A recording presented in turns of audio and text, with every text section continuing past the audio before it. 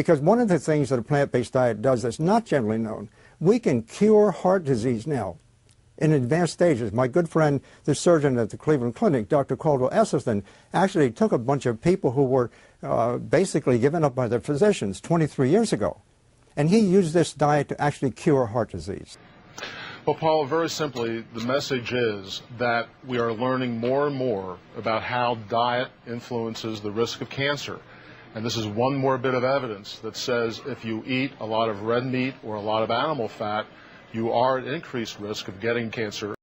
By getting on a plant-based diet and getting it completely off animal flesh, it allowed us to get off the insulin, and it allows her to lose weight. Victor Fuller had just undergone his second life-saving open heart surgery when he turned to Dr. Montgomery. The diet helped him get his heart disease under better control. He no longer has type 2 diabetes, and he lost 50 pounds. At first, it was a little shaky there. I didn't want to do it because I'm a meat and potatoes man. But then after he told me the ins and outs of what it could do for my body, how it could cleanse my body, then I gave it a try. The weight loss is very nice and it's cosmetic, but the real magic has happened under the hood with him. Someone with the amount of vascular disease that he has should not function at nearly the capacity that he functions at. And it's because of the lifestyle change that he's made is what has gotten him to that point. Well, I was taking 13 medications. I'm down to 4.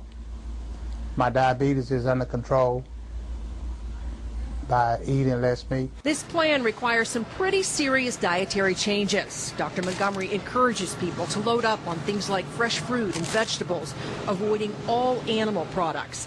He says go with minimally processed, whole food, plant-based. I try to avoid terms such as vegetarian or vegan. His patients eat food as close to its natural state as possible. He suggests you shuck a corn on the cob and eat it raw or lightly steamed to keep its nutrients. The biggest step is letting go of meat.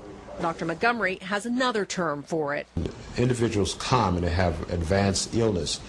One of the first things you want to do is remove animal flesh from their system and dairy products because it puts an extra burden and the body's not able to digest it. Since food often affects us psychologically, it may help to look at it beyond flavor or even texture. But if one were to eat a cheeseburger now, it would probably taste good for that moment, but from that point on, you only get the adverse effects of that cheeseburger. Victor and Rosalie let go of cheeseburgers and say it worked. I only put what I'm supposed to eat in my refrigerator, freezer, and pantry. That's the best way you can do it. Don't bring anything into your house that you can't have. Thank God for the pleasure of meeting Dr. Montgomery because he's changed my life.